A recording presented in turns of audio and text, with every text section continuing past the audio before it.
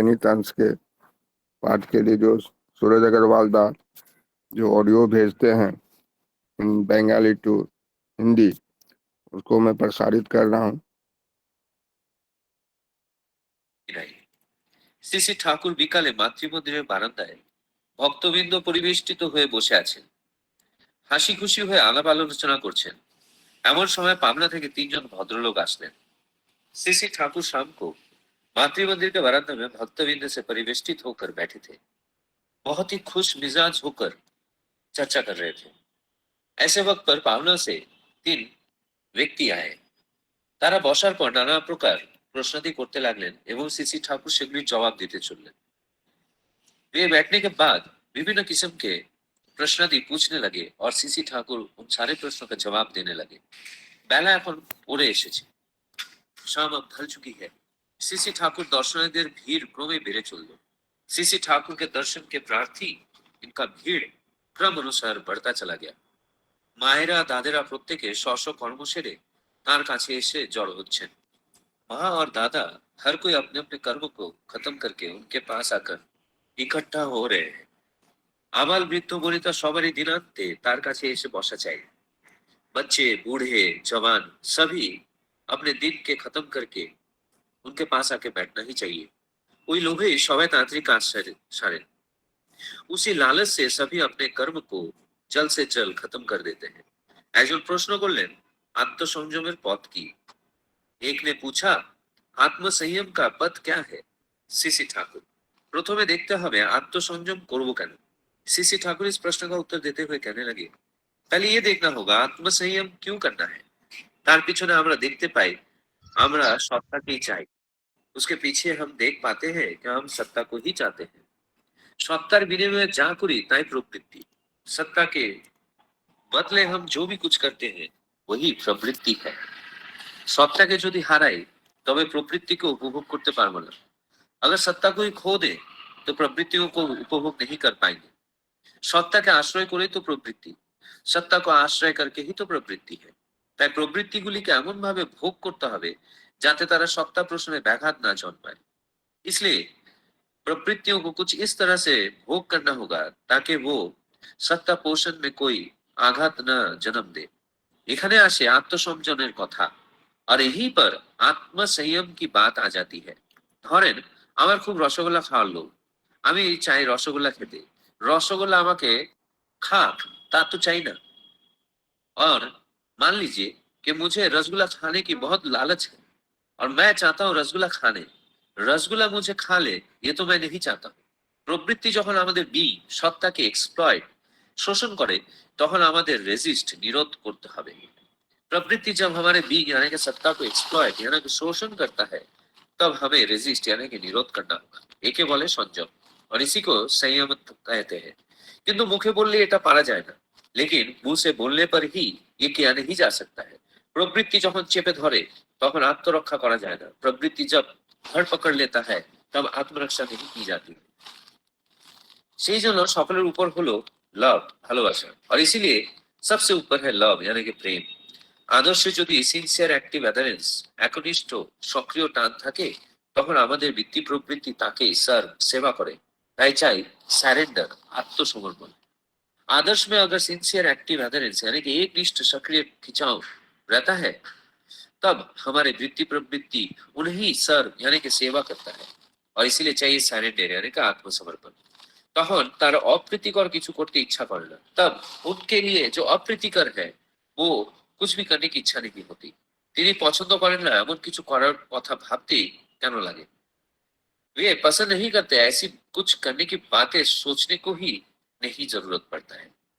পিতৃমাতৃ ভক্ত ছেলে মেয়ে সতী স্ত্রী এমনকি একটা প্রভু ভক্ত কুকুরকে পর্যন্ত যদি দেখো তাহলে দেখতে পাবে এদের জীবনে সংযম কত সহজ। পিতৃমাতৃ ভক্ত बच्चे सती स्त्री यहाँ तक कि एक प्रभु भक्त कुत्ते तक अगर देखते हो तो देख पाओगे इनके जीवन में कितना संयम सहज है। इन्हें कसरत করে संयम করতে হয় না, इन्हें कसरत करके संयमता नहीं करनी पड़ती है। और ये संयम ही टिके और ये संयम भाव ही टिकता है। নয়তো জোর করে সংযম করতে এলে কোন সময় বেফাস কাণ্ড ঘটে বলা যায় না। नहीं तो जोर जबरदस्ती संयम करने जाने पर किस वक्त क्या कांड घट जाए वो कहा नहीं जा सकता है। প্রবৃত্তিগুলিও আবার পরস্পরের ফুলফিলিং পরিপূরণই হওয়া চাই। প্রবৃত্তিयां भी अपने आप में ফুলফিলিং यानी পরিপূর্ণই होनी चाहिए। প্রত্যেকটি প্রবৃত্তির ফুলফিলিং পরিপূরণই না হয়, সেগুলি যদি দ্বন্দ্ব থাকে, সেগুলি যদি ওয়াটার টাইট কম্পার্টমেন্ট আলাদা আলাদা কুঠিরতে থাকে, তাদের মধ্যে যদি সঙ্গতি না আসে, পরস্পরের সহায়ক হয়ে সকলে মিলে যদি সত্তার সেবা না করে, তাহলেও হবে না। हर एक प्रवृत्ति अगर एक दूसरे के फुलफिलिंग यानी कि परिपूर्ण न हो, उनमें अगर द्वंद्व रहता है, तो अगर वाटर टाइट कंपार्टमेंट यानी कि अलग अलग हिस्से में रहे, तो उनमें अगर संगति ना आए, एक दूसरे के सहायक होकर सभी मिलकर अगर सत्ता की सेवा ना करे, तो भी नहीं होगा। और কোনোটা যদি বিপন্ন হয় তাহলে সত্তাও বিপন্ন হবে। उनमें से कोई एक अगर विपन्न हो उठे तो सत्ता भी विपन्न हो जाता है। তাই সমস্ত প্রবৃত্তি দিয়ে আদর্শকে ভালোবাসতে হয়, তাতে প্রবৃত্তিগুলি इंटीग्रेटेड সংহত एडजस्टेड नियंत्रित হয়। इसीलिए हर एक प्रवृत्ति के द्वारा आदर्श को प्रेम करना चाहिए। इससे प्रवृत्तियां इंटीग्रेटेड यानी कि संहत और एडजस्टेड यानी कि नियंत्रित हो पाता है। আমি এই বুঝি সোজা পথ, मैं यही सीधा रास्ता समझता हूँ। তাকে ভালোবাসবো, তাকে সেবা করব, তাকে সুখী করব, এই তো আমাদের কাজ। उन्हें प्रेम करूंगा, उनकी सेवा करूंगा, उन्हें सुखी कर दूंगा, यही तो हमारा काम है। आर चाहिए और क्या चाहिए। जय गुरु। जय गुरु दादा। जो डॉक्टर सूरज अग्रवाल दा हैं, टूर में भी रहकर भी हम लोग के लिए ऑडियो ट्रांसलेशन भेजते हैं। बहुत बहुत धन्यवाद दादा इस काम के लिए। अभी जो आज का विषय वस्तु उस पर मैं संक्षेप में थोड़ा बोल देता हूँ। एक व्यक्ति ने प्रश्न किया, आत्म संयम का मार्ग क्या है। श्री ठाकुर बोल रहे हैं, पहले ये देखना होगा कि हम आत्म संयम क्यों करेंगे। इसके पीछे हम देखते हैं कि हम सत्ता को ही चाहते हैं। सत्ता के बदले जो कुछ भी करते हैं वही प्रवृत्ति है। यदि सत्ता को खो दें तो प्रवृत्तियों का उपयोग भी नहीं कर सकेंगे। सत्ता को आधार बनाकर ही तो प्रवृत्ति है, इसलिए प्रवृत्तियों का ऐसा भोग करना चाहिए जिससे वे सत्ता के पोषण में बाधा न उत्पन्न करे। यही आत्म संयम की बात है। इसके बाद ठाकुर जी रसगुल्ला खाने का जो उदाहरण देते हैं और यहाँ पर फिर आगे बोलते हैं कि जो यदि तुम माता पिता के भक्त, पुत्र पुत्री, पतिव्रता पत्नी, यहाँ तक कि स्वामी भक्त कुत्ते को भी देखो तो पाओगे कि उनके जीवन में संयम कितना सहज होता है। उन्हें विशेष प्रयास के संयम नहीं करना पड़ता और यही संयम टिकाऊ होता है। अन्यथा यदि जबरदस्ती संयम किया जाए तो कब कोई अनुचित घटना घट जाए कहा भी नहीं जा सकता है। तो आज के विषय प्रसंग वस्तु को आलोचना के लिए हमारे फर्स्ट आलोचक हैं आज के श्रद्धेय सुप्रकाश राय दा, जो मुंबई से उपलब्ध हैं। दादा आप आलोचना करें, आपका टाइम होता है 6 मिनट के लिए, 6:40 तक आलोचना करें। जय गुरु दादा। बंदी पुरुषोत्तम, बंदी पुरुषोत्तम, बंदी पुरुषोत्तम। आज का जो आलोचना है, एक्चुअली मैं हमेशा ये सोचता था कि हर जगह सब लोग बोलते थे प्रवृत्ति हमारे लिए बहुत ही बुरा है, प्रवृत्ति को निकाल फेंकना है, उसके ऊपर नहीं चलना है। तो मुझे डाउट होता था कि ठाकुर जी फिर प्रवृत्ति को बनाए क्यों, या हमें दिया क्यों। तो आज के आलोचना से मुझे थोड़ा सा वो समझ आया कि प्रवृत्ति को नियंत्रण करके चलना है। प्रवृत्ति पूरी तरीके से अप्रयोजनीय है ऐसा नहीं है। अगर लोभ नहीं रहेगा तो मुझे खाने का इच्छा नहीं रहेगा, अगर काम नहीं रहेगा तो संसार में वृद्धि नहीं होगा। तो यहाँ पे ठाकुर जी वही बोल रहे हैं कि इसको संयम करने का रास्ता क्या है, कि हमारा जो सत्ता है, सत्ता मतलब अपना अस्तित्व को रक्षा करना, मैं हूँ, यही है सत्ता। तो हमारे इस मतलब सत्ता को रक्षा करने के लिए क्या करना है कि प्रवृत्ति हमारे सत्ता की रक्षा करने के लिए होना चाहिए। ना कि उसको नाश करने के लिए हम ऐसे चलना शुरू किए कि प्रवृत्ति हम पे भारी हो गई और हमारा सत्ता को उसने ठेस पहुंचाया। तो यही चीज ठाकुर जी बोल रहे हैं स्टार्टिंग में कि जैसे किसी आदमी को अगर शुगर है और उसको फिर भी मीठा खाने का बहुत मन हो, पसंद हो, और उसने अपना लोभ को, अपने प्रवृत्ति को नियंत्रण ना करके आराम से मीठा खाना चालू कर लिया, तो वो उसके सत्ता को, उसके शरीर को नाश करेगा, धीरे धीरे वो मृत्यु की तरफ पहुंच जाएगा। तो जो यहाँ पे ठाकुर जी सीधा सीधा बोल रहे हैं कि रसगुल्ला मैं खाना चाहता हूँ, बट ऐसा नहीं है कि रसगुल्ला मेरे को खा ले। तो ये सब नियंत्रण के लिए जैसे ठाकुर जी बोल रहे हैं कि कैसे कैसे इसको रोध करेंगे, कि अगर मेरे अंदर ठाकुर जी के प्रति प्रेम हो, ठाकुर जी के प्रति प्यार हो, और मैं एकनिष्ठ होकर हमेशा ठाकुर जी के प्रति, सोर्स के प्रति एकनिष्ठ हूँ, तभी मैं ये सब नियंत्रण कर पाऊंगा। तो एक उदाहरण जो मेरा स्पेसिफिक, मेरे अपने जीवन के लिए ही मैं ये सोच रहा था कि मुझे एक्चुअली खाने का बहुत शौक है। जिन्होंने मुझे देखा है शायद मुझे देख के ही समझ में आता है, मुझे खाने वगैरह, बाहर का खाने का बहुत शौक है। एक टाइम था मैं रेगुलरली बाहर से थोड़ा वो पिज्ज़ा, बर्गर ये सब खाता था। तो सुबह शाम दोनों टाइम, एक टाइम ऐसा हो गया था। तो बाद में अभी धीरे धीरे जब समझ में आया, तो मैंने नियंत्रण करने के लिए कैसे कोशिश किया कि मैं घर पे भी हमेशा जो भी खाना खाता हूँ, कोशिश करता हूँ वो बहुत ही साफ सफाई से बनाए, और उसके बाद ठाकुर जी को निवेदन करके वो खाना खाएंगे। तो हमेशा वो सोच हम दिमाग में रहता है कि अगर शाम को मैं ऐसा कुछ खाना खाऊं बाहर से कि जो ठाकुर जी के निर्देश के बाहर हो, वैसे भी बाहर का कोई भी खाना हो, तो मैं वो ठाकुर जी का निवेदन नहीं कर सकता। तो मुझे और अगर मैंने बाहर का खाना शाम को खा लिया, तो मेरे ठाकुर जी को कुछ नहीं मिलेगा, मैं शाम को उनको निवेदन कुछ नहीं दूंगा, तो वो उनको मैं निवेदन नहीं कर पाया, तो मेरे ठाकुर जी तो भूखे रह गए और मैं बाहर का खाना ये सब खा लिया।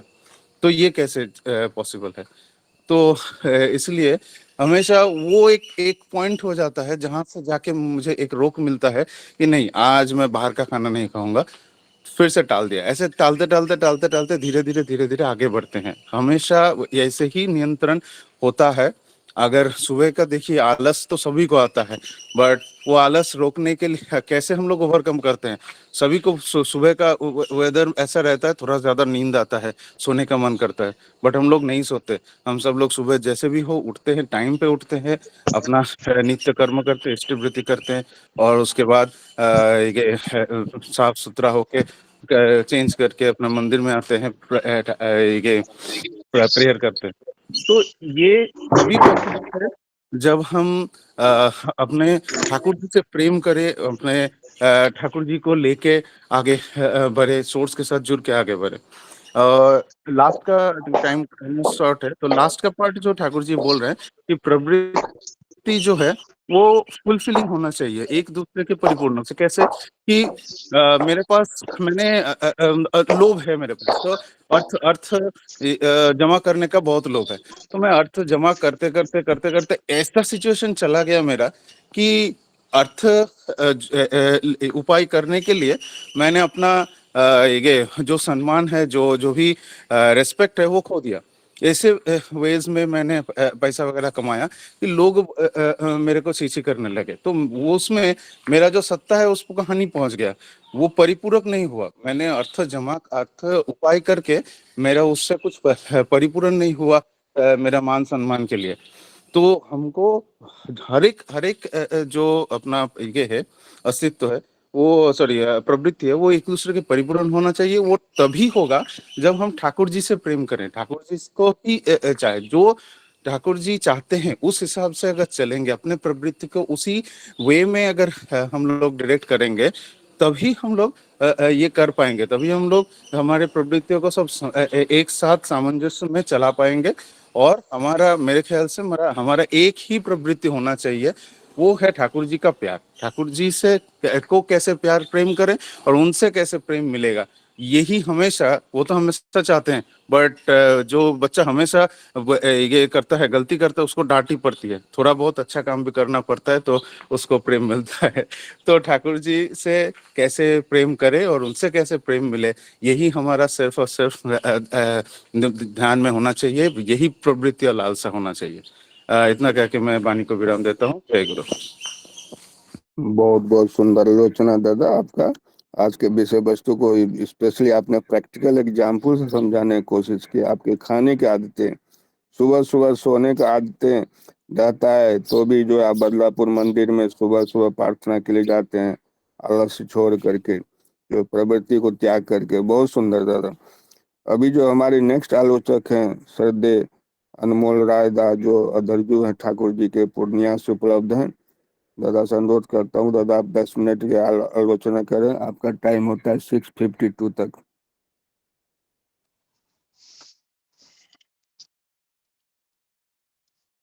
वंदे पुरुषोत्तम, वंदे पुरुषोत्तम, वंदे पुरुषोत्तम। सभी दादा माँ को जय गुरु। आज बड़े ही सौभाग्य की बात है कि मुझे आलोचना प्रसंग के 7वां खंड में परिचर्चा करने का अवसर मिला। सबसे पहले तो श्रद्धेय श्री सूरजदा को धन्यवाद, बहुत बहुत धन्यवाद देना चाहता हूँ, जो हमारे हिंदी भाषी के लिए बांग्ला से अनुवाद करके प्रतिदिन दे रहे हैं। ये कम माने कि बहुत बड़ी बात है। और श्रद्धेय श्री शशिकांत दा और श्रद्धेय श्री विजय दा, जो इस परिचर्चा को जो आगे बढ़ा रहे हैं, उन्हें भी मेरा आशीष धन्यवाद है।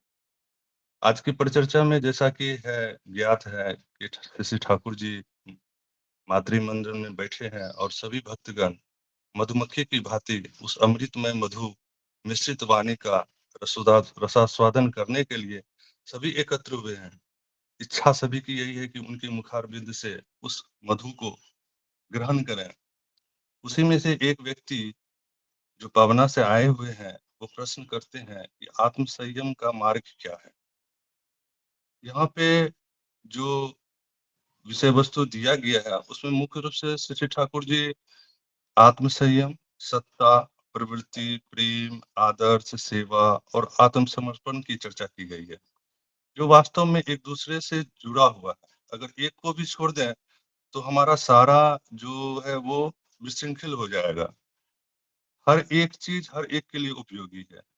अब दूसरा प्रश्न यहाँ पे फिर किए हैं कि आत्म संयम क्यों करेंगे। आत्म संयम का आशय है अपनी इच्छा, अपनी भावनाएं और आचरण को नियंत्रित करना। यह प्रवृत्ति मुखी न होकर इष्टमुखी हो। प्रवृत्ति मुखी होने से ही अनेक विविधाओं से ग्रसित हो जाते हैं और इष्टमुखी होने से हमारी सत्ता निरंतर बचती और बढ़ती है। यहाँ पे सत्ता का आशय है अस्तित्व का होना, जो मैं हमेशा ऊर्जावान होना चाहता हूँ, स्वास्थ्य लाभ करना चाहता हूँ। लेकिन ये कब होगा? जब हमारा शारीरिक, मानसिक और आध्यात्मिक रूप से इसे पोषण मिलता रहे। जब हमारी मनोप्रवृत्ति अपनी सत्ता का उपेक्षा करके प्रवृत्तियों का गुलाम हो जाता है, उसके मनोरूप चलना चाहता है, परिणाम स्वरूप जिस सत्ता के आधार पर प्रवृत्तियों द्वारा उपभोग करना चाहता है, उसकी अवहेलना कर उस उपभोग से वंचित हो जाता है। यह तभी संभव होता है जब हमारी प्रवृत्तियां इष्ट केंद्रित न होकर आत्म केंद्रित हो जाती है।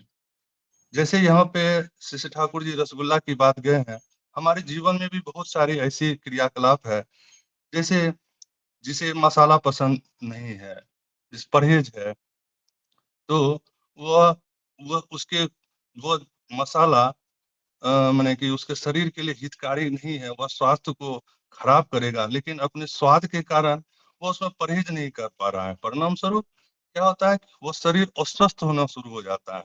जैसे शरीर अस्वस्थ होगा वो मन को भी डाइवर्ट करता है, मन भी हमारा, शरीर अस्वस्थ हुआ और मन भी हमारा क्या हुआ, धीरे धीरे अस्वस्थ हो गया। परिणाम स्वरूप हमारा जीवनचर्या भी धीरे धीरे झुलमुल जैसा होने शुरू हो जाता है। और ठीक जब यह प्रवृत्ति हमारी सत्ता को पोषण में बाधा उत्पन्न करती है, अगर हम परहेज नहीं करें तो क्या करता है, वह हमारी सत्ता को शोषण करता है। यहीं पे ठाकुर जी बोल रहे हैं, यहीं पे निरोध करना चाहिए। मतलब निरोध करने के लिए आत्म संयम की आवश्यकता होता है। किसने मुझे खाने के बारे में कहा, खाने के लिए दिया, और देखें कि आज मैंने इस साल का पहली बार आम आया है, लेकिन मैं सोचता हूँ कि मैंने तो ठाकुर जी को भोग नहीं लगाया, तो मैं कैसे खा लूं? प्रवृत्ति का लोभ है, आम तो बहुत सुंदर है, आम को तो खाना, लेकिन मैं सोचता नहीं, पहले मैं ठाकुर जी को भोग लगाऊंगा, तब मैं खाऊंगा। फिर मैं बाजार से आम लेकर के श्री ठाकुर जी को भोग निवेदन करके प्रसाद पाए। ये प्रसाद हम जो कुछ भी पहले लाए, या जो कुछ भी, चाहे वो फल हो, मिठाई हो, या हम अपने जीवन में वस्त्र लेते हैं शुभ माने कि उत्सव में, तो हम ठाकुर जी के लिए भी लाए।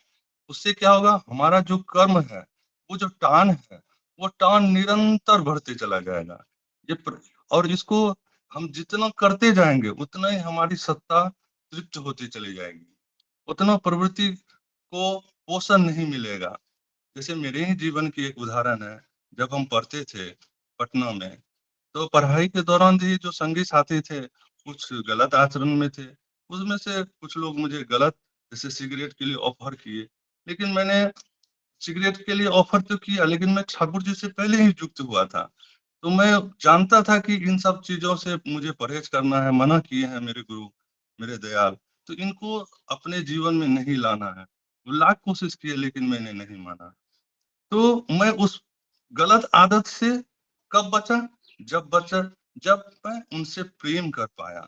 अगर मैं उनसे प्रेम नहीं करता, तो मैं आज भी विभिन्न प्रकार के मादक पदार्थों का सेवन करता रहता।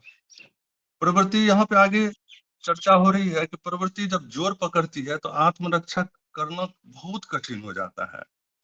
ये ये जो प्रवृत्ति का जोर पकड़ता है, हर एक मनुष्य में अलग अलग प्रवृत्ति का जोर पकड़ता है। किसी में काम है, किसी में क्रोध है, किसी में लोभ प्रोमिनेंट के रूप में होता है, बाकी सब प्रवृत्तियां कम होती है, लेकिन कुछ प्रवृत्तियां जो होती है, वो विशेष रूप से हावी होती है। जैसे मैं स्वस्तिनी के प्रैक्टिस में भी था, तो हमारे भाई ही, जब हम स्वस्ति प्रैक्टिस करने लगे, तो देखते हैं कि हमारे भाई हमारे रिलेशन में भी, अरे क्या होगा एक दिन खाने से, खा लो। अंडा खाने के लिए मुझे बहुत प्रेरित किए, लेकिन मैं स्वस्तिनी के प्रैक्टिस में था, उनका जितना भी प्रयास किया गया, लेकिन वो विफल रहा। क्यों? क्योंकि मैंने प्रभु को पाया, और प्रभु के अनुशासनवाद और आदेश को मैं कैसे विफल करता? यह तभी संभव हो पाया जब मैंने उनसे प्रेम किया। यह प्रेम ही विभिन्न बाधाओं से मुझे बाहर निकाल के लाया। जब हमारी प्रवृत्तियां, वृत्तियां उनकी सेवा करें, वे जो पसंद करते हैं उसे ही करने की इच्छा होती है।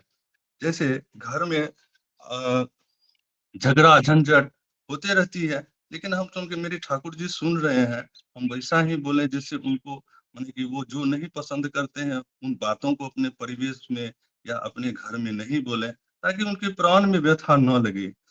हम्म हम ऐसा वातावरण प्राय उन घरों में देखा जाता है, जहाँ पे माने कि सब इष्टमुखी हो, उनके देखिए, और उनके पुत्र पुत्रियां जो रहती है, या सती पत्नी भी है, यहाँ तक कि कुत्ता की बात भी बोले हैं श्री ठाकुर जी। उसमें देखिएगा कि विशेष रूप से संयम करने के लिए कोई कठिन कसरत करने की आवश्यकता नहीं थी, ऑटोमेटिक बचपन से ही माता पिता जैसे बच्चे को सतनाम से युक्त करा दिए, तो वही फिर वह ऑटोमेटिक एडजस्ट होते चला जाएगा। वही करना, उसे वही करने के लिए बोला जाता है, जिससे कि वह किसी को हंसी ला सके, मुख पे हंसी ला सके, उसको वो अच्छाई की ओर बढ़ सके, और उसमें क्या हो, अनुराग पैदा हो। आगे है कि ये संयम, जबरदस्ती किसी को संयमित नहीं किया जा सकता है। जैसे कि कोई अगर गलत मादक, जैसे बीड़ी हुआ, सिगरेट हुआ, या जो भी नशा का आदी है, उसको बोलते हैं, उसको जयमित माने कि जबरदस्ती नहीं किया जा सकता है कि तुम ये खैनी खाना छोड़ दो, गुटखा खाना छोड़ दो। मैंने एक पढ़े हैं कि एक बार ठाकुर जी के समक्ष एक भक्त आए, बोले ठाकुर जी हमको खैनी नहीं छूटता है, क्या करें? ठाकुर जी बोले कि तुम ये जो खुट्टा को पकड़े हो, तुम खुट्टा को पकड़े हो कि खुट्टा तुमको पकड़ा है? तो तो वो व्यक्ति बोला कि हम ठाकुर जी खुट्टा को पकड़े हैं। बोले कि छोड़ना है तो एक पल में छोड़ो, और कूच काट के छोड़ने से क्या मतलब, कहना चाहते हैं कि जो भी हमारी गलत प्रवृत्ति है, अगर हम छोड़ना चाहते हैं तो एक वेग में छोड़ना होगा। रुक रुक के अगर हम छोड़ेंगे तो उसका फिर क्या होगा कि पोषण मिलता जाएगा, उस हमारी प्रवृत्तियों को पोषण मिल जाएगा, उसका मनोबल बढ़ता चला जाएगा। लेकिन कुछ क्षेत्र में भी यहाँ पे बोले हैं कि अप्रिय घटना की बात, जैसे कि कोई बहुत ज्यादा शराब का आदी है, अगर उसको माने कि 10 दिन शराब नहीं मिले तो उसकी मरणासन स्थिति हो जाएगी। उस क्षेत्र में हमको धीरे धीरे मैंने कम मात्रा में उसको उपयोग करके 10 टाइम पीता है तो एक टाइम में, एक दिन में एक टाइम मिले, दूसरा दिन एक टाइम, ऐसे धीरे धीरे वह अगर वो छोड़ना चाहता है तो धीरे धीरे छूटेगा। और सबसे बड़ी बात है कि ये छोड़ने का जो चर्चा भी पहले चली, तो छोड़ने जब हम किसी चीज को, गलत प्रवृत्तियों को जब छोड़ना चाहते हैं और मुझे आभास में आ गया कि ये हमारे जीवन को, ये हमारी सत्ता को और मैंने कि डैमेज कर रहा है, तो प्रभु से प्रार्थना करना शुरू कर देते हैं। प्रभु हमारे, हमें ये प्रवृत्ति है, हमें ये गलत आचरण है, प्रभु हम इसको कैसे नियंत्रित करेंगे।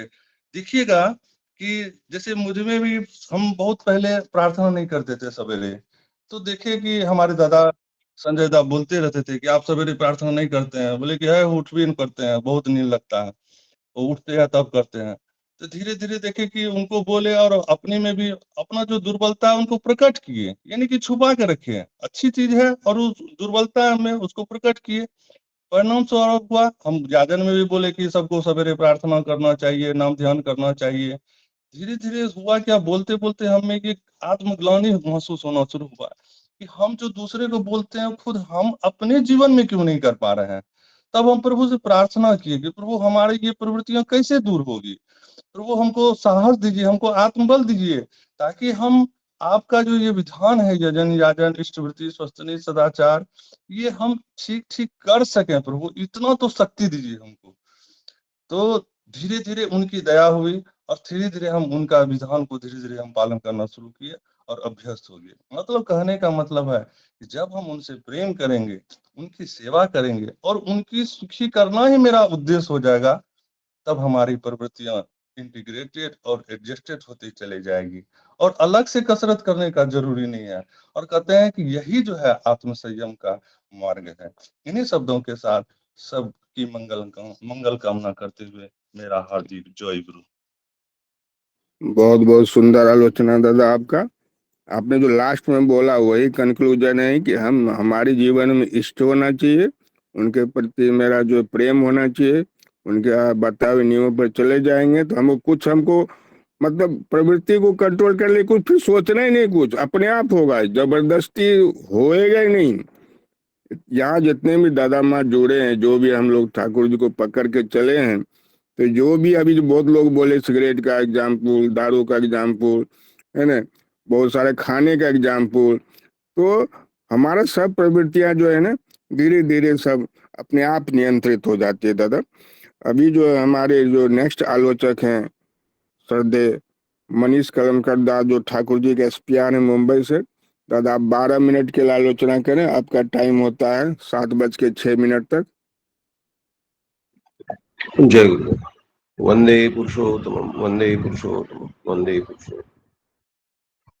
सबसे पहले ये जो हमारा प्रयास है अभी एक बहुत सुंदर विशाल रूप ले रहा है। धीरे धीरे हम लोग अभी सेंचुरी की तरफ बढ़ रहे हैं। कंसिस्टेंटली ये जो नंबर है ये 80 क्रॉस कर रहा है, लगभग कभी कभी 90 तक भी चला जाता है और एट टाइम्स हमने 100 भी टच किया किसी स्पेशल दिन में।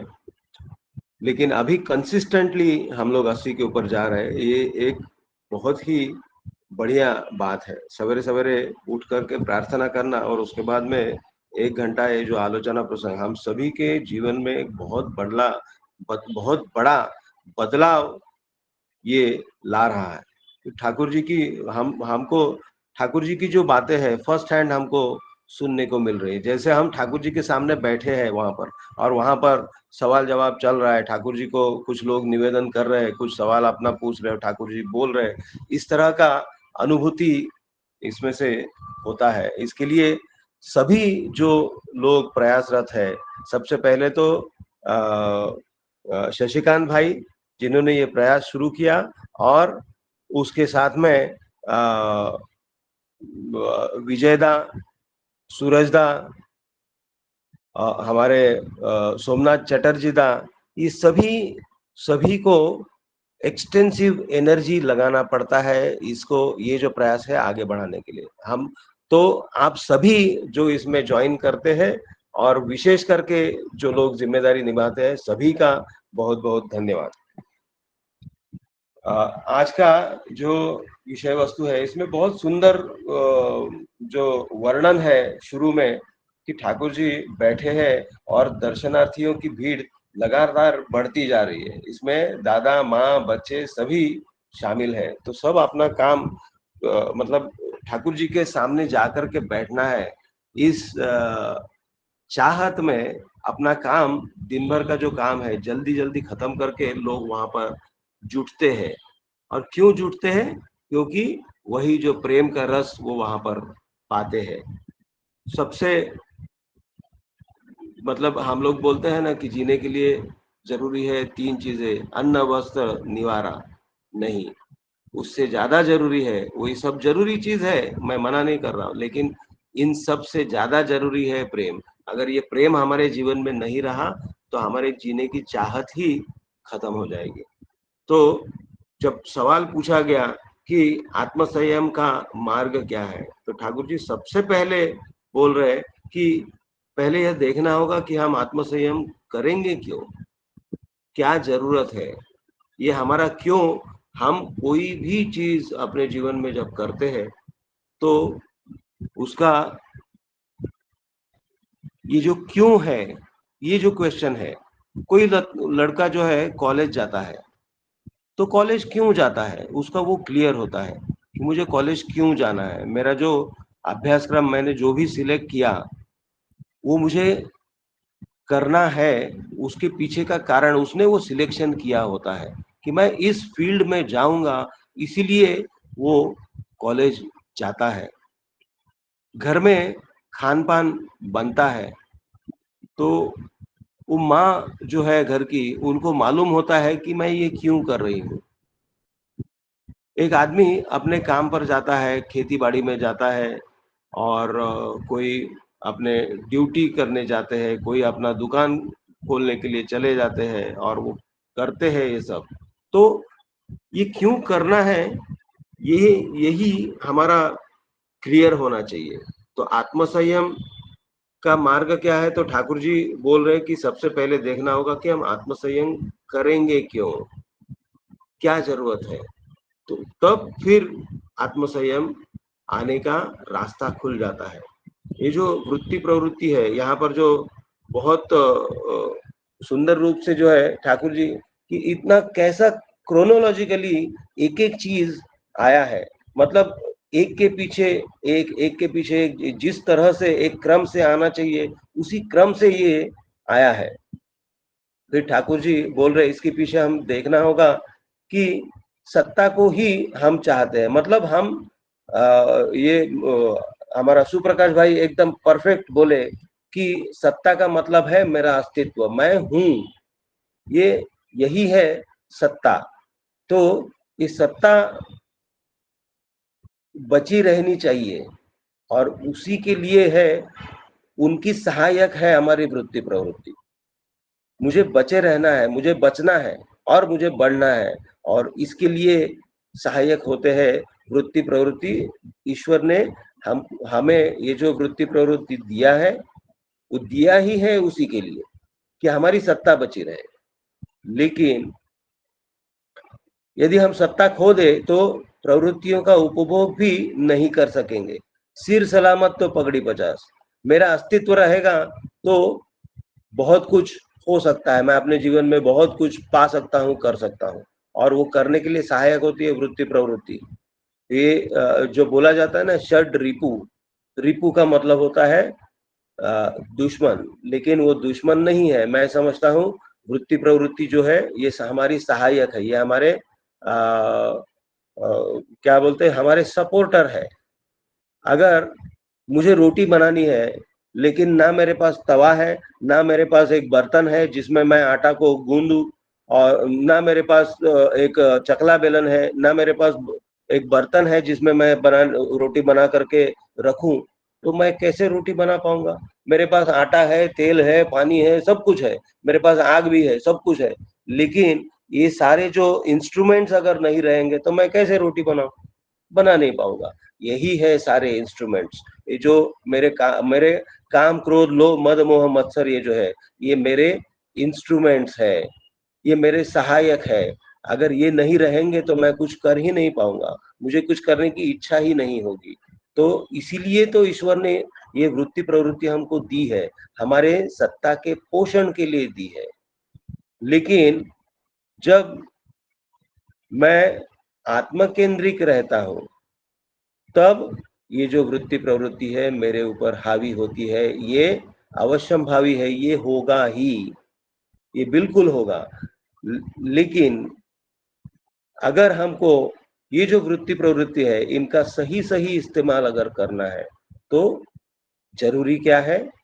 हमारा मतलब एक केंद्र होने चाहिए, हमारे सत्ता के ये जो केंद्र है, जो प्रेम के जो उत्स है, वही जो है हमारे केंद्र जब बन जाते हैं, हम उनके लिए जब करने के लिए जब वो सोच जब निर्माण होता है, तब जाकर के ये मैं अभी 12वें पॉइंट पर आता हूं। इसलिए सबसे ऊपर है लव, प्रेम। यदि आदर्श के प्रति सिंसियर एक्टिव अधेरेंस, एकनिष्ठ सक्रिय अनुराग हो, तब हमारी सारी वृत्तियां और प्रवृत्तियां उन्हीं की सर्विस सेवा करती है। इसलिए सरेंडर, आत्मसमर्पण आवश्यक है। तो ये जो वृत्ति प्रवृत्ति है, इनको कंट्रोल करने अगर जाएंगे तो हम तकलीफ में पड़ जाएंगे। और ये इसका उदाहरण बहुत सारे लोग हैं जो बहुत कठिन कठिन साधना किए, लेकिन इस वृत्ति प्रवृत्ति के चंगुल में वो अपने आप को कंट्रोल नहीं कर पाए। तो इसको कंट्रोल करने नहीं जाना है, इसको न्यस्त करना है अपने आदर्श में। ये बहुत सरल उपाय जो है ठाकुर जी हमको दिए हैं कि यहाँ पर क्या बोल रहे हैं कि सिंसियर एक्टिव अधेरेंस, एक निष्ठ सक्रिय अनुराग, तब हमारी वृत्ति प्रवृत्तियां उसी की सर्विस करती है। इसीलिए सरेंडर बहुत आवश्यक है। फिर ठाकुर जी बोल रहे हैं, तब उनकी अप्रिय कोई बात करने की इच्छा नहीं होती, वे जिसे पसंद नहीं करते उसे करने का विचार भी क्यों आए। मतलब मेरे जो प्रभु है, मेरे जो ठाकुर है, वो अगर कोई चीज पसंद नहीं करते हैं और मैंने अगर उनको सरेंडर किया है, मैं अगर उनको प्रेम करता हूँ, तो मैं भी उन चीजों से परहेज करने लग जाऊंगा, मैं भी उस रास्ते में नहीं जाऊंगा, अगर मेरा सही सही मायने में उनके प्रति अगर प्रेम है तो। इन्हें विशेष प्रयास करके संयम नहीं करना पड़ता, और यही संयम टिकाऊ होता है। क्या कहने का मतलब है कि अगर हम उनको प्रेम करते हैं, जैसे ठाकुर जी बोल रहे हैं कि यदि तुम माता पिता के भक्त, पुत्र पुत्री, पतिव्रता पत्नी, यहाँ तक कि स्वामी भक्त कुत्ते को भी देखो, तो पाओगे कि इनके जीवन में संयम कितना सहज हो जाता है। तो मतलब सभी जो है अगर उनको प्रेम करते हैं, माता पिता को अगर प्रेम करते हैं, मतलब मैं अपने माता पिता को प्रेम करता हूँ, मेरी पत्नी अगर मुझे प्रेम करती है, बच्चे अगर माँ को प्रेम करते हैं, तो ये कितना सहज हो जाता है। अन्यथा यदि जबरदस्ती संयम किया जाए तो कब कोई अनुचित घटना घट जाए, कहा नहीं जा सकता। ये एक बहुत महत्वपूर्ण स्टेटमेंट ठाकुर जी ने किया है। ये अगर हम इनको कंट्रोल में रखना चाहेंगे, हम काम क्रोध लोभ मद व मत्सर इनको अगर हम वश में करने जाएंगे, तब कुछ अनुचित घटना हो सकती है, मतलब एक्सीडेंट हो सकता है, कब क्या हो जाए कुछ बोल नहीं सकते। और इसीलिए हम इनको कंट्रोल में लाने के लिए कोशिश ना करके, हम इनके साथ में, मैं जैसा भी हूँ, मैं जो कुछ हूँ, और इनके साथ में ही मैं आपका हूँ। तो ये जो सरेंडर भाव अगर हमारे इष्ट के प्रति हमारा अगर आ जाएगा, तब जो है ये सरल हो जाएगा। और उसके बाद में ठाकुर जी ये जो वाटर टाइट कंपार्टमेंट की बात बोल रहे हैं, यदि प्रत्येक वृत्ति प्रवृत्ति की फुलफिलिंग, यदि प्रत्येक प्रवृत्ति दूसरी प्रवृत्ति की फुलफिलिंग परिपूर्वक न हो, यदि उसमें परस्पर द्वंद्व हो, यदि वे वाटर टाइट कंपार्टमेंट अलग अलग कक्षों में बटी रहे, यदि ये एक दूसरे के सहायक बनकर मिलकर सत्ता की सेवा न करे, तो कभी तो भी काम नहीं चलेगा। तो जितनी हमारी वृत्ति प्रवृत्ति है वो एक दूसरे को सपोर्टिव होनी चाहिए। ये हम सभी इन सभी को लेकर के हमको ठाकुर जी को सरेंडर करना है। उनमें से किसी एक के संकट में पड़ने पर सत्ता भी संकट में पड़ जाएगी। इसलिए सभी प्रवृत्तियों के साथ आदर्श में प्रेम करना चाहिए और इससे प्रवृत्तियां इंटीग्रेटेड और एडजस्टेड नियंत्रित हो जाती है। तो ठाकुर जी बोल रहे हैं कि इससे सरल मार्ग मुझे और दिखता नहीं है। तो जितना हम ठाकुर जी की तरफ और वर्तमान आचार्य की तरफ जितना हम उनको लेकर के चलने के लिए कोशिश करें। ठाकुर जी की एक जो वाणी है, उषा निशा में मंत्र साधन चलते फिरते जब चथा समय इष्ट निदेश मूर्त करना ही तब। ये तो चथा समय इष्ट निदेश जो है, तो आज के समय में हमको डीपी वर्क जो है, हम जितना इसमें इन्वॉल्व होंगे उतना ही हमारा जो है जीवन जो है सुचारू रूप से चलेगा। एक क्या बोल सकते हैं, एक बहुत अच्छा आउटपुट हमारे जीवन से निकलेगा। तो यही बोल करके मैं मेरी बातों को शेष करता हूँ। जय गुरु। बहुत बहुत सुंदर आलोचना दादा, आपने सभी पॉइंट को टच किया। आज कुछ नए माँ दादा लोग जुड़े हैं, मैं उनका परिचय कराता हूँ। ये मेरे गांव से जुड़े हैं श्रद्धेय शिव कुमार सरदार दा। जय गुरु दादा। शिव कुमार दा, जय गुरु, आपका स्वागत है। नेक्स्ट है योगेश्वर नायक दा। जय गुरु दादा, आप कहाँ से जुड़े हैं योगेश्वर नायक दा?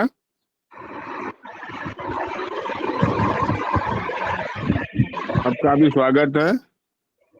और जो है नेक्स्ट है मधु सिंह माँ। जय गुरु माँ। मधु सिंह माँ, पटना से हम माँ पटना से। हाँ जय गुरु माँ, आपका भी स्वागत है। अभी जो है कंक्लूडिंग आलोचना के लिए मैं शशिकांत दास अनुरोध करता हूँ, दादा आलोचना करें।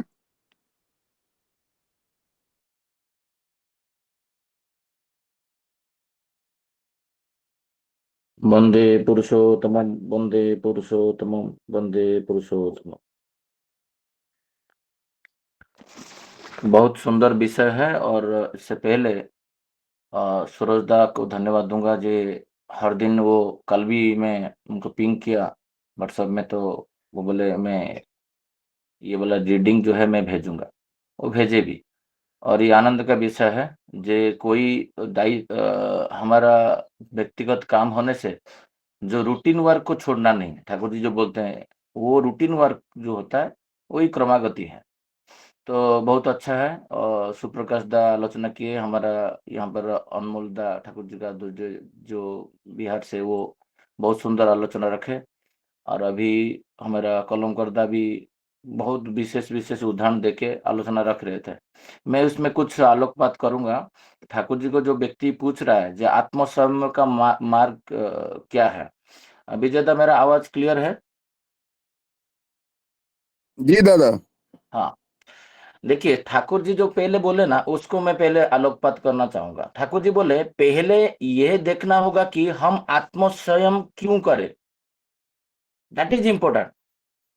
ठाकुर जी बोल रहे हैं जो आत्मसंयम जो लोग क्यों करेगा, जब तक वो नहीं जाने मैं आत्मसंयम क्यों करूं, वो करेगा क्यों, दैट इज इंपॉर्टेंट। और हमको ये चीज आप थोड़ा सा स्पीकर रखिए, आपका बेटा बेटी और पत्नी पिता जो भी है उनको सुनाइए। मेरा बातें जो मैं बोलूंगा कुछ नया चीज बोलूंगा। ठाकुर जी का जो बातें है, ठाकुर जी बोल रहे हैं जब भी किसी को आत्मसंयम पथ में लेके जाते हो, तुम उठते नहीं हो, तुम ये नहीं करते हो, तुम्हारा लोभ ज्यादा है, तुम्हारा क्रोध ज्यादा है, तुम्हारा सेक्स का भाव ज्यादा है, ये सब चीज जो जितना भी आता है वो करेगा क्यों, फर्स्ट वो जानना चाहिए। एक व्यक्ति घर पे एक बार पूरा धुआं भर गया सिगरेट में, तो नीचे वाला व्यक्ति सिगरेट पी रहा है और ऊपर धुआं आ रहा है, और हम लोग सिगरेट, हमारा एलर्जी है, और प्रज्ञा मेरा पत्नी बोल रहे थे जो तुम कंप्लेन करो और सिविल सोसाइटी में जाके। तो उससे पहले पढ़ा था जो सुस्तेनी पत्र में, जो परिवेश को स्वार्थ सोच के उसका उनको जाजन करके उद्बुद्ध करके इष्ट मंगल पथ में लेके जाना है। कंप्लेन करूंगा तो उसके साथ शत्रुता होगा। तो वो व्यक्ति, उस दिन मेरा गाड़ी खराब था, उसी व्यक्ति के साथ भी मुझे जाना पड़ा, और ऐसे मुझे पता नहीं था वो व्यक्ति ही सिगरेट पी रहा है। बातें करते करते वो बातें आया, और जो मैं जब इनको पूछा जी आप जब सिगरेट पीते हो उस टाइम में तुम्हारा ट्विंस है, लड़की छोटी है बहुत, वो रोती है भयंकर रूप से, और क्यों रोता है पता है आपको? ये इसलिए रोता है क्योंकि आपके पास एक्टिवा है, और दोनों बेटी का जो नाक है वो साइलेंसर पाइप में लेके रख के आप स्टार्ट मार दोगे, क्या होगा? तो मुझे अजीब सा कुछ उदाहरण देने से वो मेरे ऊपर खपा होके मुझे देख रहे, ये कौन सा उदाहरण दे रहा है? मतलब मैं जो क्वेश्चन पूछ रहा है वही आंसर दीजिए। और पीछे पीछे हमारा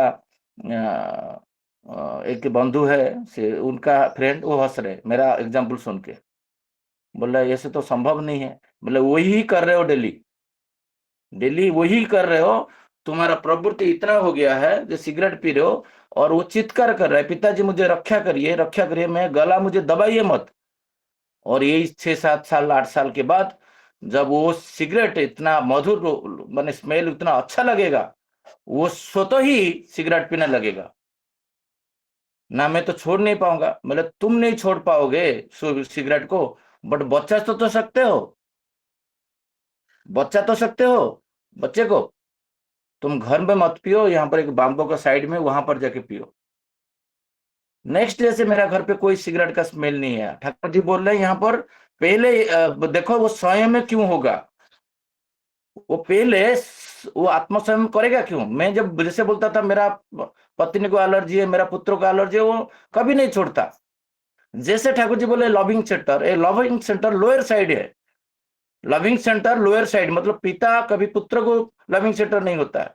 पिता का लविंग सेंटर होना चाहिए इष्ट, स्वामी का लविंग सेंटर होगा, स्त्री का लविंग सेंटर होगा स्वामी। बट मेरा जो loving centre lower loving centre में उसको अटैच किया, किसके ना, उसका संतान के प्रति।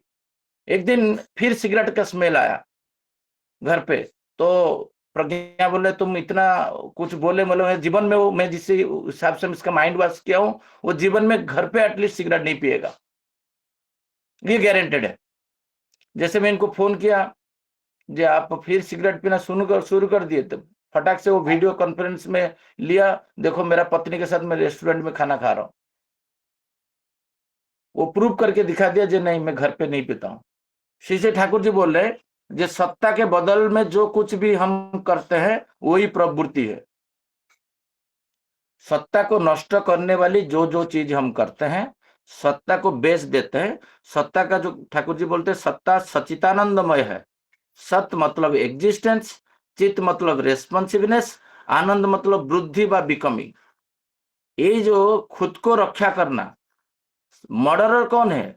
हम खुद ही है, हमको पता नहीं चलता, हम दूसरे को देते हैं, दायी करते हैं जो इसके वजह से मेरा स्वार्थ हानि हुआ, मेरा सत्ता हानि हुआ।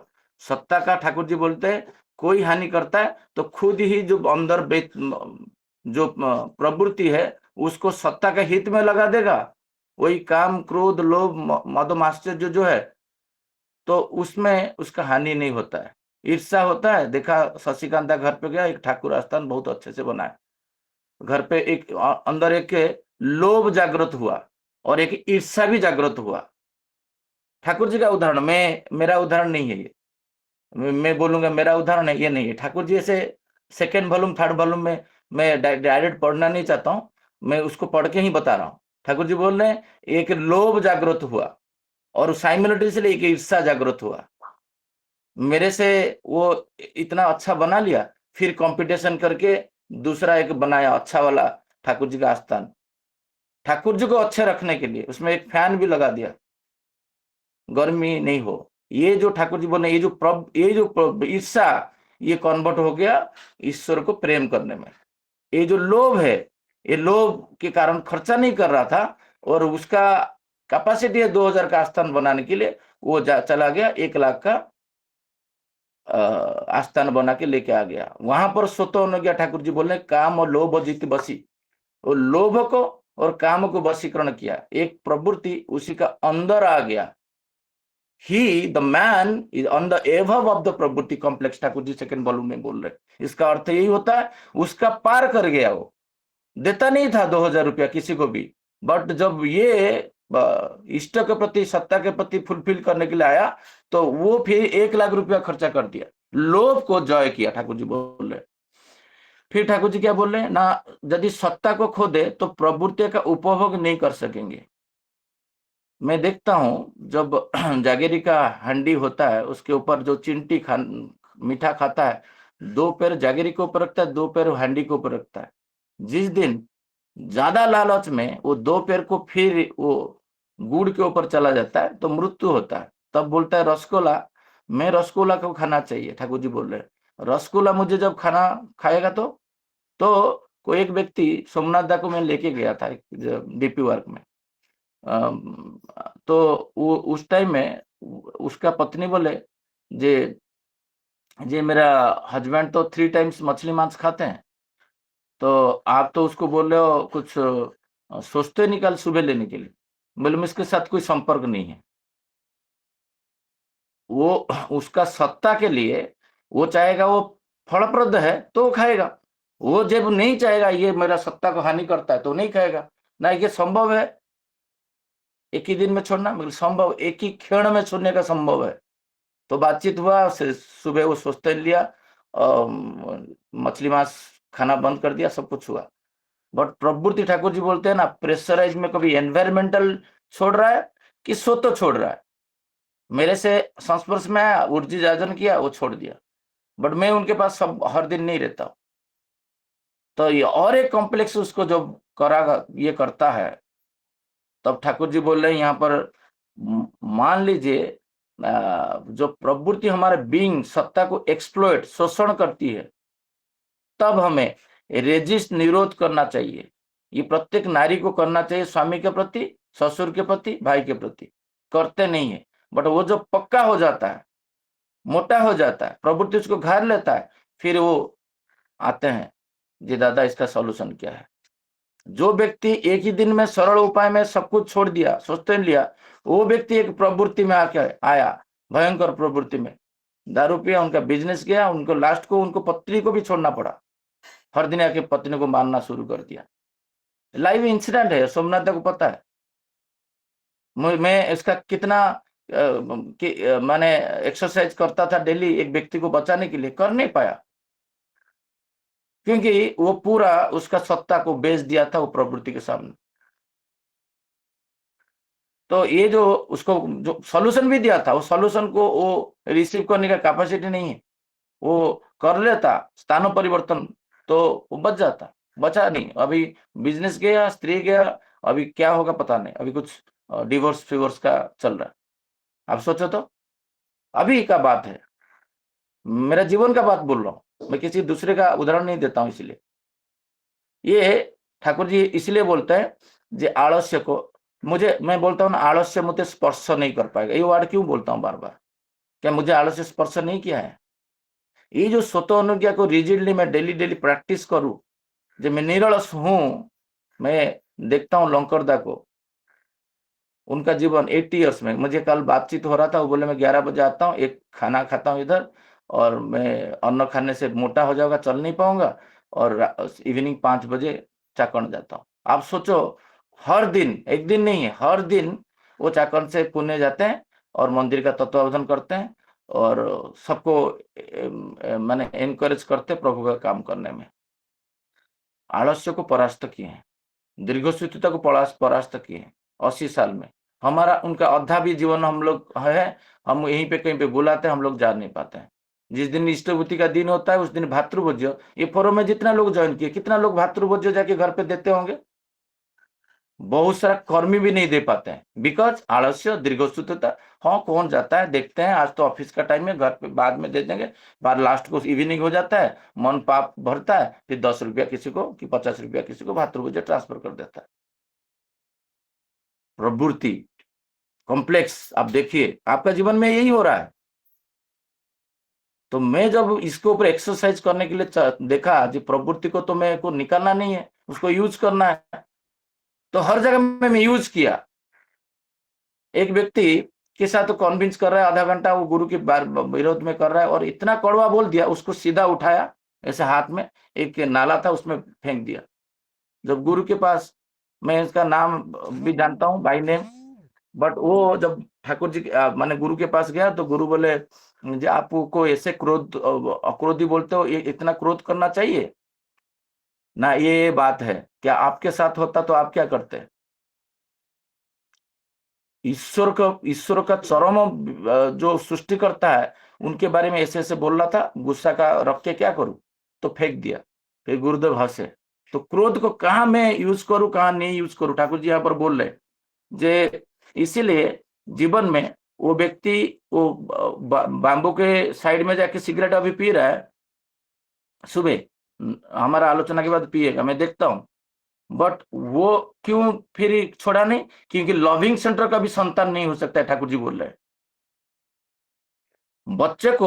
बच्चे का हानि होगा इसलिए बाहर जाके पी रहा है, वो लविंग सेंटर आदर्श होना चाहिए। ठाकुर जी बोलते हैं लव, सर्व एंड सरेंडर। ये जो वो प्रवृत्ति कब नियंत्रित होगा ना? मेरा जीवन में मेरा बहुत सारा प्रवृत्ति था, अभी वो नियंत्रित है, एकदम नियंत्रित है। और वही हुआ कब ना, ठाकुर जी बोले जे सबसे ऊपर है लव, प्रेम। किसको ना? इष्ट को प्रेम करना। यदि आदर्श के प्रति सिंसियर एक्टिव एडरेंस, एकनिष्ठ सक्रिय अनुराग। मुझे थोड़ा सा अंधेरा से कभी कभी लेट नाइट सोता हूं तो ठाकुर जी को क्षमा प्रार्थना करता हूं, ठाकुर जी आपको भोग देने में लेट हुआ है आज, फिर भी आप ग्रहण करेंगे, मेरा विश्वास है, क्योंकि मेरा प्रवृत्ति मैं कंट्रोल करके रखा हूं। जब मैं आपको खाने पीने में इष्टभूति जब देता हूं, वो आपको हिसाब से ही देता हूं, और जैसे आप बोले वैसे ही करता हूं। ये जो ठाकुर जी बोलते हैं, जे एक अनुराग रहेगा, ये थालकुटी पत्ता खाएगा, सवासन करेगा, गुरुजन को प्रणाम करेगा, दोहरा प्रार्थना करेगा, इष्टभूति करेगा, जाजन करेगा, नियंत्रित तो करेगा, सचिंता आता है तो उसको वो डायरी में लिखेगा, नहीं तो पत्नी को बोलेगा ये चिंता आया, ये चिंता क्यों नहीं आया। तो ये अभी रिसेंटली एक डॉक्टर के पास जब गया, कुछ आंख में कुछ गर्मी के कारण आ रहा था, तो जब देखा उसका डायरी में होम्योपैथी डॉक्टर 2023 लिखा हुआ है, बोला सर आप 2026 में आ रहे हो तो मैं 100 रुपीज पेनल्टी लगाता हूँ, क्योंकि मुझे रोग नहीं होता है। क्या पहले रोग होता था, अभी क्यों नहीं हो रहा है? 4 साल से 5 साल से एक दिन भी नहीं होगा, गारंटेड दे सकता हूँ, एक दिन में असुस्थ तो नहीं होगा। ये जो हुआ क्योंकि माइंड को कंट्रोल करना, ये ठाकुर जी यहाँ पर बोल रहे हैं। तब हमारे सरेंडर का आवश्यकता है। 13-12 पॉइंट तक मैं पहुंचा हूं, 25 पॉइंट बोले हैं ठाकुर जी, मैं जस्ट आलोचना करते करते समय हो चुका है। 12 पॉइंट तक आपको बोला हूं, आप 25 पॉइंट तक पढ़ेंगे और ठाकुर जी का प्रवृत्ति को कंट्रोल करने क्या बोल रहे हैं विस्तृत रूप से ये जानना चाहिए। और इतना बोल के मेरा बात को यहाँ पर विराम देता हूँ। सबको जय गुरु। जय गुरु दादा। बहुत सारे जो है आपने प्रैक्टिकल एग्जाम्पल, एक जो लाइन में लास्ट में आपने बोला दादा कि जो आपका पड़ोसी है वो सिगरेट बच्चे के लिए प्रेम करता है, इसलिए बच्चे से दूर होकर सिगरेट पी रहा है, लेकिन वो छोड़ रहा ही नहीं रहा है। वो कब छोड़ेगा? जब उसका लविंग सेंटर, अभी बच्चा वही लविंग सेंटर अगर हमारा इष्ट हो जाए, आदर्श हो जाए, तो 100% वो सिगरेट छोड़ देगा। बहुत सुंदर दादा आपका ये जो सेंटेंस है। अभी मैं रोज कुछ देवघर ट्रिप की बात करता हूँ, आज भी एक रिटर्निंग टिकट है, सभी लोग ध्यान दें। और मैं